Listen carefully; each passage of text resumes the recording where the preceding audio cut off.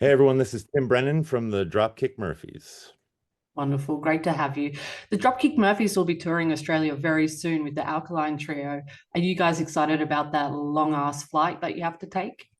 Yes, super excited about the long flight. That's honestly what I'm looking forward to the most. The playing shows, who cares? You know what I mean? Yeah, What exactly. I love to do is sit on a plane for more than a day. Um, and it's my favorite thing to do. I'm 6.5 feet tall, and I would say 5 feet of those are legs. And So my hips and my knees always feel great. Um, I After a love, long flight. yep, I love sitting in those tiny seats. They seem uh, they seem like they try to put more and more of them on the plane every time we get on one. Um, yeah, it's going to be top notch.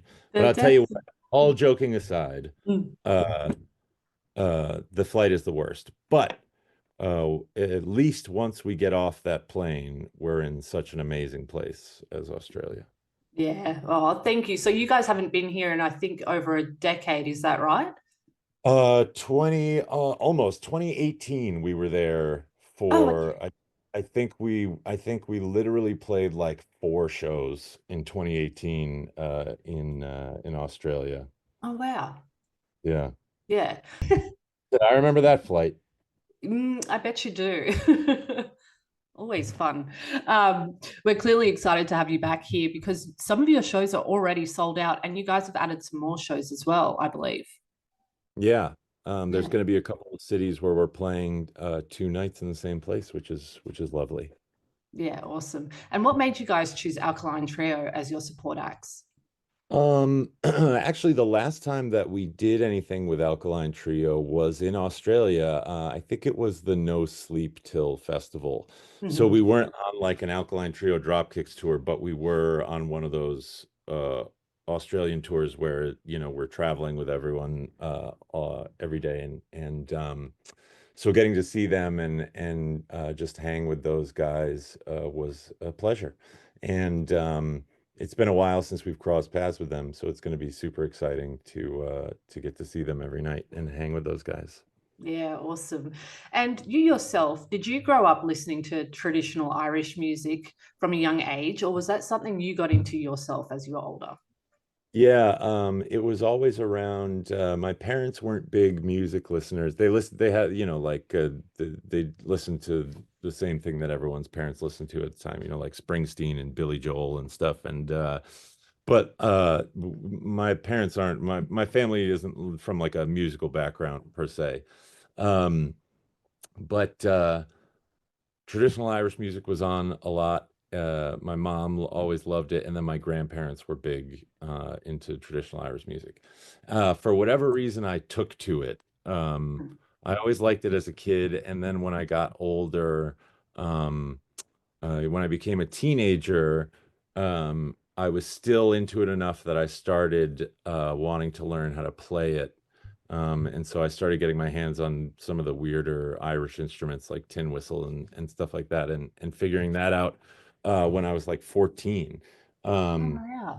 and the thing that changed everything was I had an English teacher in my high school who introduced me to the Pogues and brought me my first Pogues cassette. And like it sounds like hyperbole, but like it totally changed my life.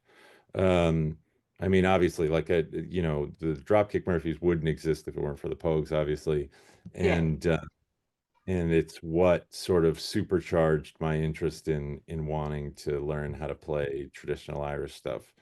Um, and so that, like, as far as influence and everything, it can't be understated how important the Pogues were to me. Yeah. Um, and then around the same time, that same English teacher brought me the first Dropkick Murphys record, Do or Die, and was like, I know you like punk stuff and you like Irish music. I think you might like these guys. And No so way. yeah, so that same teacher who turned me onto the Pogues also gave me my first Dropkick Murphys album. What an awesome English teacher. Yeah, yeah, All super right. awesome.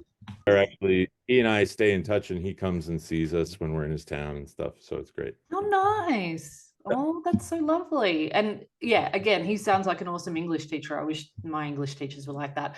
Yeah. Um, that also answers part of my next question because did you start off playing the drums when you were younger, getting into music, and then you've transitioned obviously into playing like the banjo, tin pipe, and all that?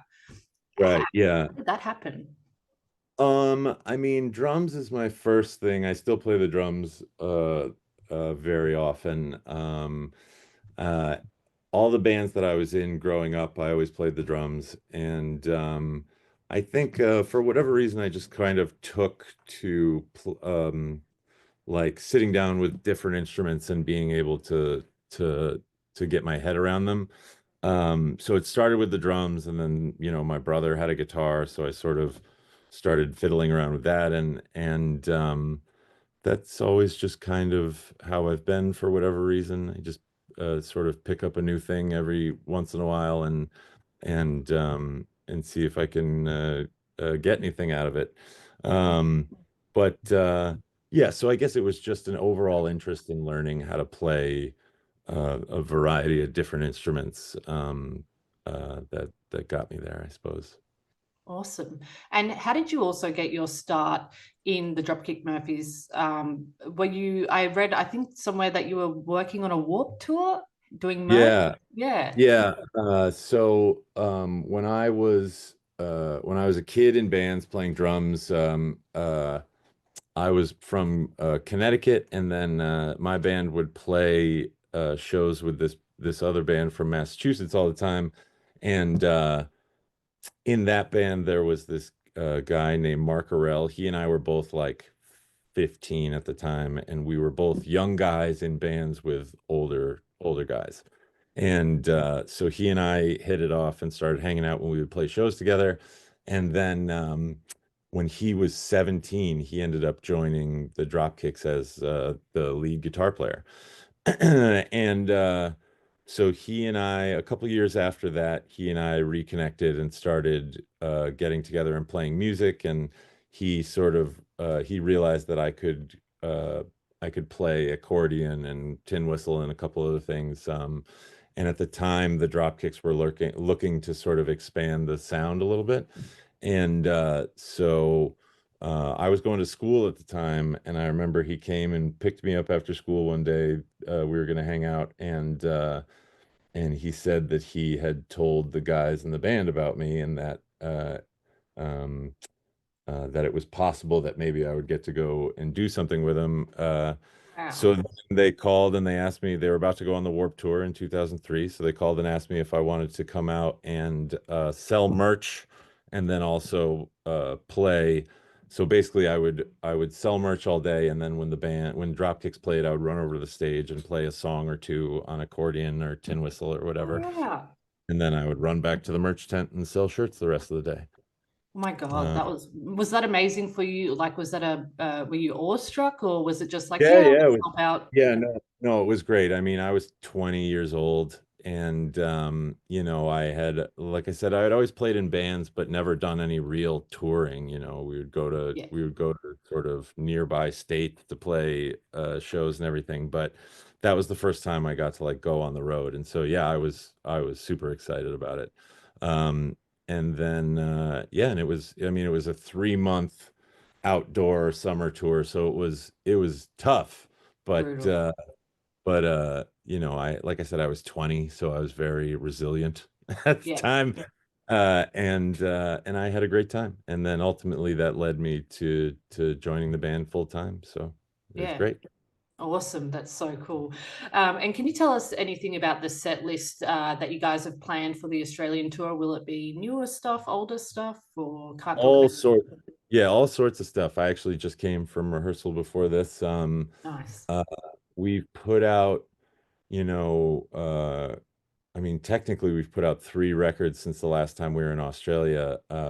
As far as Turn Up That Dial in 2020, and then we did the 2 Woody Guthrie albums.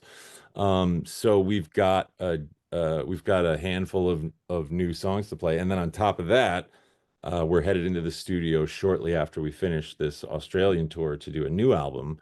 So we've got stuff from the very first things we ever did up until Turn Up That Dial, which we didn't get to do. We haven't gotten to do any of those songs in Australia yet, all the way to brand new stuff that nobody's even heard yet.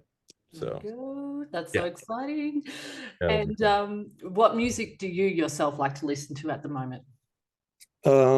It really does run the gamut. To circle back to the Pogues there, this was the time of year that I was given that cassette tape back in the day. So always in like November, December, I'm always heavily listening to the Pogues just because it's got sort of a nostalgia thing to it as well.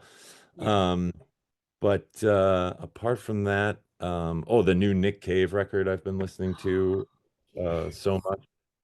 And then that, of course, made me go back and listen to older Nick Cave stuff that I of love that I course. haven't gone into in a little bit. Hmm.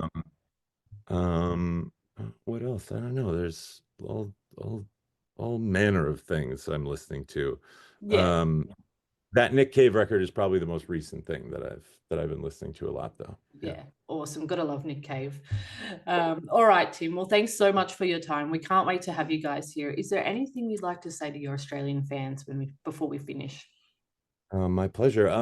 Yeah, I just, we're so looking forward to coming down and seeing everybody.